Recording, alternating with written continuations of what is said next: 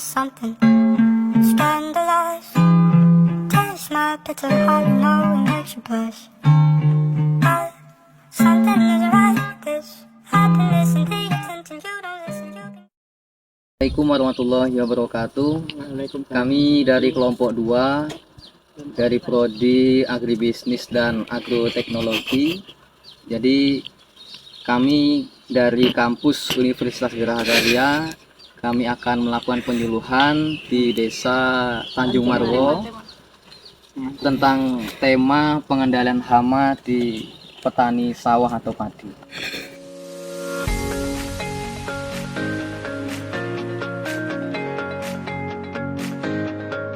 Baiklah, kami di sini akan melakukan penyuluhan langsung terhadap petaninya tentang pengendalian hama penyakit pada tanaman padi di sawah.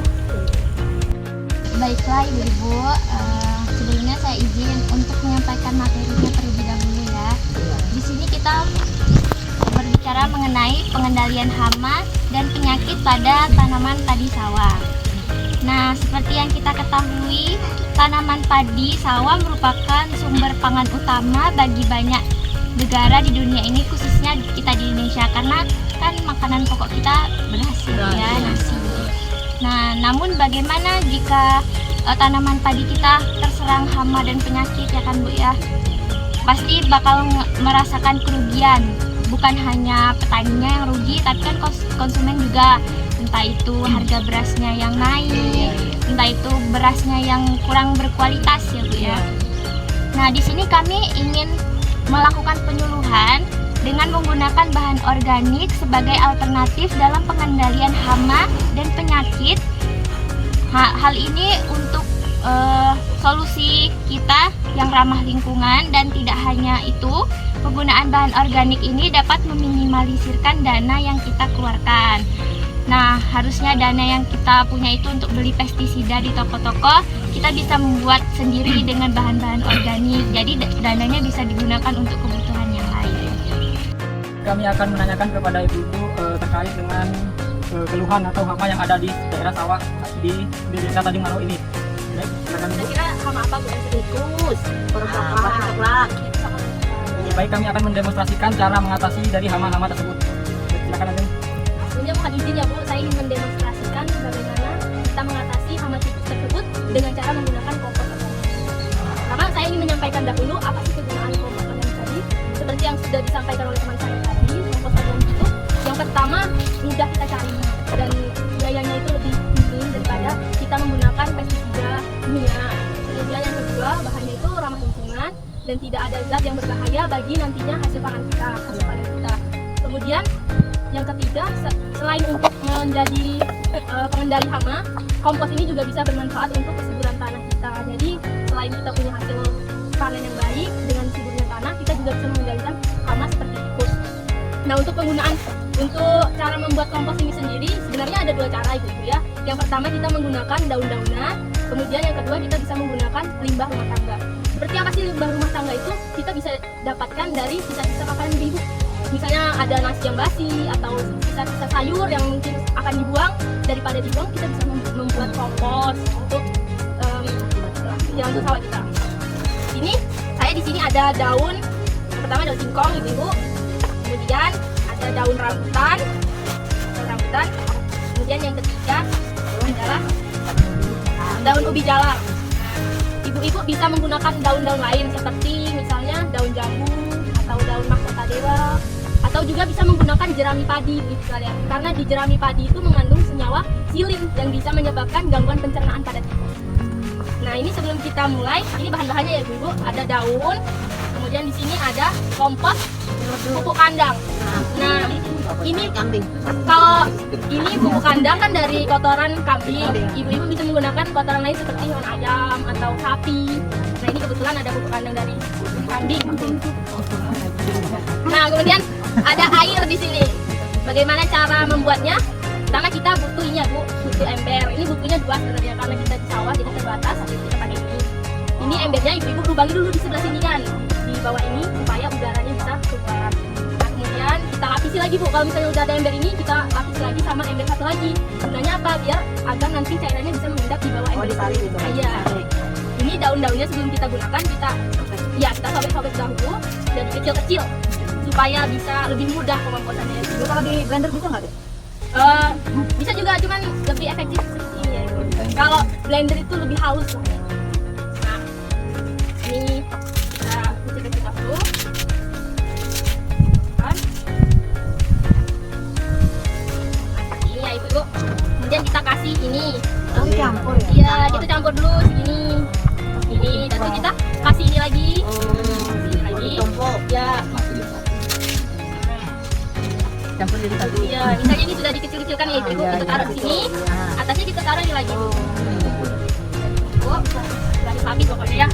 Setelah itu baru kita kasih air. Tapi nggak harus air aqua kan? Iya nggak harus, karena kita di sawah jadi terbatas ya. Iya. Ini airnya jangan banyak-banyak ya Ibu, cukup biar dia lembab aja. Nanti kalau Nggak pakai harus kebanyakan terendam ya? enggak, jadi biar dia lembab aja. Nah kalau misalnya udah seperti ini, kita tutup. Kita tutup kan biasanya ember-ember itu kan ada tutupnya ya Bu. Nah kita tutup. Terus kalau misalnya ini sudah kita tutup, kita simpan dulu, jangan langsung dipakai. Kita simpan dulu selama 4 atau 6 minggu, baru bisa dipakai. Enggak Ibu, kalau misalnya kompos kita, tanda kompos kita sudah berhasil itu tidak mengeluarkan bau. Oh, Iya. udah jadi nggak bau. Iya, jadi kalau udah jadi komposnya itu tidak berbau, kemudian berwarnanya cenderung ke coklat, coklat tua. Lalu ininya Bu tidak seperti ini lagi, tidak seperti ini lagi, sudah berbentuk serbuk-serbuk. Nah untuk pemakaiannya bagaimana? Jadi kalau misalnya ibu-ibu mau memakai kompos ini dengan cara yang langsung, ibu-ibu bisa langsung meletakkan ke permukaan padi di tangan sekitar di samping padi itu kan. Nah bisa juga dengan cara dicairkan atau disemprot, disiram gitu ya. Ini kalau misalnya ibu-ibu mau disiram, ini perbandingannya 1:10. Jadi komposnya 1 kilo, airnya 10 liter. Nah itu baru bisa digunakan. Nah untuk kapan kita bisa menggunakan kompos ini? Itu disarankan 2-3 minggu sebelum tanam. Jadi kita taruh dulu kompos sebelum tanam 2-3 minggu. Kemudian setelah tanam. Jadi kalau kita sudah tanam 2-3 minggu kita kasih lagi. Nah, kita kasih lagi. Kemudian yang ketiga, yang terakhir, umur padi itu 3-6 minggu. Kita kasih lagi biar lebih efektif. Nah, itulah kiranya demonstrasi kompos dari saya. Kemudian untuk hama wereng tadi akan dijelaskan oleh rekan saya. Terima kasih. Jadi selanjutnya ibu-ibu kita mau mengatasi hama wereng coklat.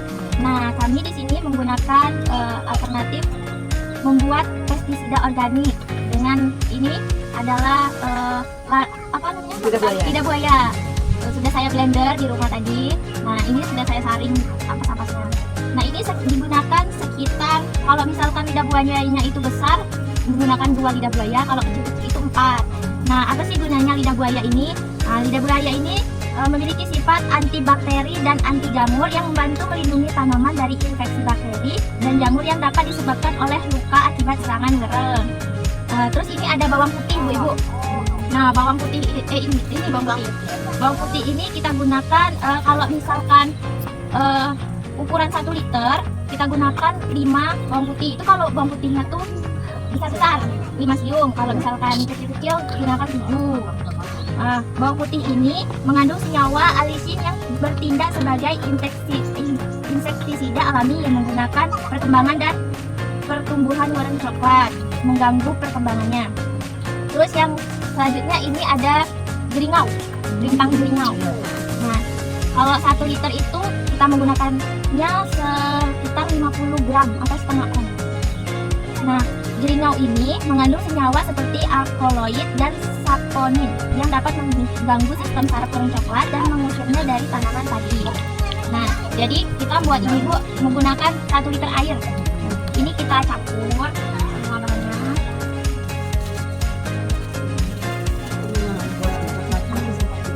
Mangga itu banyak itu nanti kita aja. Nanti coklat di mangga Pak, coklat banyak. Mangga juga ya? Ya ini kan bukan cuma di padi doang Bu, juga di tanaman lain. Batang mangga putih itu ya dimakan itu apa jeringau? Nah iya, ini jeringau tadi. Ya biar nggak teman-teman dulu. Sama tadi. Putih, tidak ada putih. Apalagi batang mangga Mbak. Mangga pakai obat nyamuk juga bisa gitu. Oh iya. Gimana caranya tuh Mas? Dia tuh digodok sih atau Direbus gitu. direbus. Obat nyamuk yang kering-kering. Iya, obat nyamuk instan itu. Bisa juga cara untuk Kirain obat nyamuk yang apa cair bukan? Ini saya tanaman yang biasa. Nah, ini kalau sudah tercampur gini Bu, nggak bisa langsung dipakai. Ini didiamkan 24 jam atau 1 hari. Nah, ini kami sudah ada bikin, sudah jadinya. Bisa kita aplikasikan langsung di sini, kita tes. Oh itu yang sudah nginep 1 malam? Ya, ini sudah 1 malam. Oh itu anunya. Bikinnya kayak gitu. Jadi. Iya, jadi kayak gini. Yang nginep ini. Iya itu yang sudah jadi.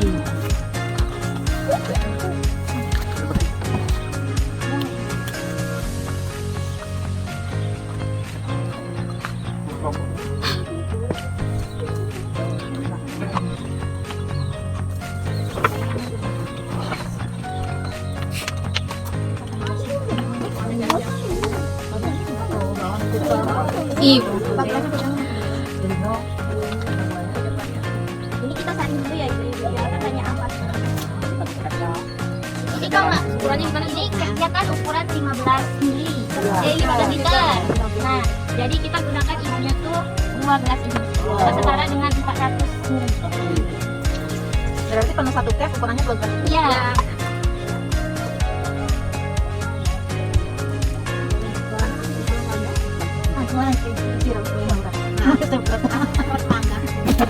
Dan tuh kulitnya bisa untuk ngatasi jamur. Kulit bawang putih. Kalau kita untuk rambut, yang dekat kecuran. Oh itu 2 gelas cukup. 2 gelas atau 400 mili. Nah, nanti diisi airnya tuh penuh. Nanti langsung kita Semprotin. Semprotinnya ke padinya atau ke tanah? ke padinya. Kan Warung kan makan padi. Iya. Itu untuk mencegah supaya warung tidak datang.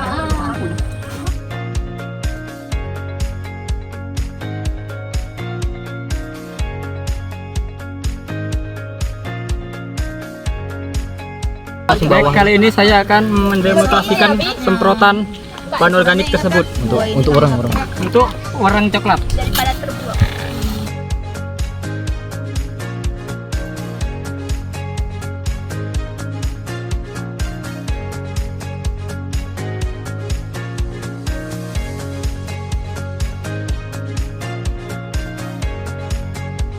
Juga Baik, ini kita menyemprotnya harus sampai basah ya, sampai rata, sampai rata agar barang tersebut kena cairan yang kita semprotkan ini, benar-benar pergi. benar-benar membasmi. Sip. Baiklah, di sini kami selanjutnya akan melakukan sesi tanya jawab kepada petaninya langsung tentang tentang pengendalian hama atau tentang bagaimana cara mengatasi hama itu. Nah, itu kami persilakan nanti bagi ibu-ibunya yang ingin bertanya, kami persilakan dan kami jawab sebisa mungkin. Sekarang ibu yang mau tanya mas ya. Iya, ya. Nah, apakah ada bahan organik yang bisa menekan gulma tersebut? Iya, terdapat beberapa bahan organik yang dapat digunakan untuk menekan pertumbuhan gulma di lahan sawah. 1. Kompos. Kompos mengandung senyawa organik yang dapat menghambat kecangkuran dan pertumbuhan gulma. 2. Mulsa organik. Mulsa organik seperti jerami padi, daun-daunan, seperti gergaji dapat menutupi permukaan tanah. 3. Pupuk hijau. Tanaman regenerasi yang ditanam sebagai pupuk hijau dapat melakukan senyawa alelopati yang menghambat pertumbuhan gulma. 4. Sisa tanaman. Sisa tanaman seperti jerami, batang, dan daun dapat dimanfaatkan sebagai mulsa untuk menekan gulma. Jadi kita dari kompos tadi juga bisa Bu untuk menekan pertumbuhan gulma tadi. Kemudian ada lagi yang mau bertanya Bu? Terus apa keuntungan kita menggunakan bahan organik seperti kompos dalam pengendalian hama dan penyakit tadi? Penggunaan bahan organik seperti kompos dan pengendalian hama pada budidaya padi sama memiliki beberapa keunggulan penting, antara lain untuk memperbaiki kesuburan tanah. Seperti kompos mengandung unsur hara yang dapat memperkaya dan memperbaiki struktur tanah. Tanah yang subur dan gembur dapat mendukung pertumbuhan tanaman yang sehat, sehingga lebih tahan terhadap serangan hama. Lalu yang kedua, meningkatkan aktivitas mikroorganisme tanah. Seperti kompos menyediakan sumber nutrisi bagi mikroorganisme tanah yang bermanfaat. Yang ketiga, mengurangi penggunaan pestisida jenis tinggi. Seperti kompos dapat dimanfaatkan sebagai salah satu komponen dalam pengendalian hama secara terpadu. Yang keempat, menekan populasi hama tanah. Beberapa jenis hama tanah seperti ulat tanah, nematoda, dan ditekan dengan pemberian kompos. Meningkatkan ketahanan tanaman. Kompos dapat meningkatkan ketahanan tanaman padi terhadap serangan hama dan penyakit. Yang keenam, ramah lingkungan. Penggunaan kompos sebagai bahan organik merupakan praktik pertanian yang ramah lingkungan. Hal ini sejalan dengan upaya mewujudkan sistem pertanian yang berkelanjutan. Ada lagi, Bu? Ya, ada. Seberapa penting sih kita menerapkan inovasi pengendalian hama yang ramah lingkungan ini? Baik, saya akan jawab. 1. Mengurangi dampak negatif penggunaan pestisida sintetik. Pestisida sintetik yang digunakan secara berlebihan dapat mencemari lingkungan, tanah, air, dan udara. Residu pestisida juga dapat terakumulasi dalam rantai makanan, berbahaya bagi kesehatan manusia dan hewan. 2. Menjaga keseimbangan ekosistem. Penggunaan pestisida dapat membunuh organisme-organisme kecil yang non-target atau bukan target kita yang akan kita bunuh. Musuh seperti alami, hama, predator, dan parasitoid. Hal ini dapat mengganggu keseimbangan ekosistem dan menyebabkan ledakan populasi hama. 3. Mendukung pertanian berkelanjutan. Inovasi pengendalian hama yang ramah lingkungan seperti pemanfaatan musuh alami dan agen hayati dapat menjaga kelestarian sumber daya alam kita.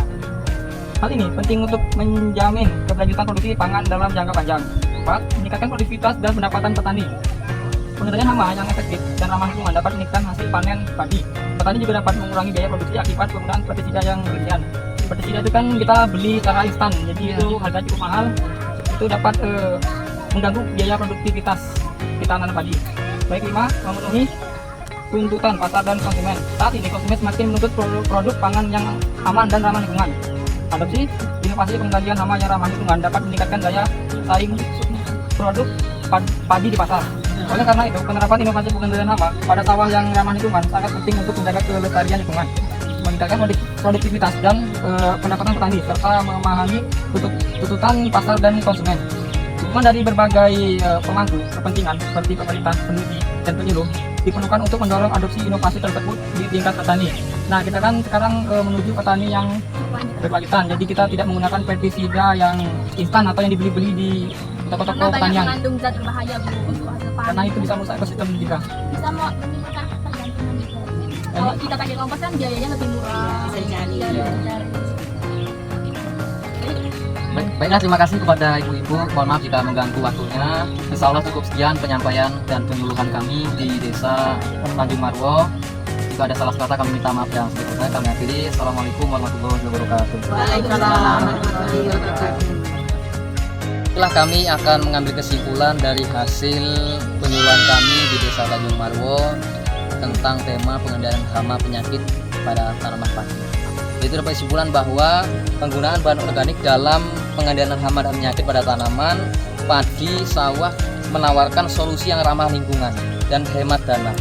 Dengan mengadopsi pendekatan ini, petani dapat meningkatkan kesehatan tanah, mengurangi risiko pencemaran lingkungan, dan mencapai hasil panen yang lebih baik secara berkelanjutan. Dukungan dan edukasi lebih lanjut tentang praktik pertanian organik sangat penting untuk mempromosikan penerapan ini dengan seluas di komunitas petani. Menggunakan bahan organik dan mengurangi penggunaan pestisida. Dengan meningkatkan kekebalan tanaman, penggunaan pestisida dapat dikurangi atau bahkan dihilangkan, mengurangi dampak negatif terhadap lingkungan dan kesehatan manusia. Baiklah, mungkin cukup sekian penyampaian penyuluhan kami di Desa Tanjung Marwo. Jika ada kekurangan kami minta maaf. Kami akhiri. Assalamualaikum warahmatullahi wabarakatuh. Dikaliku.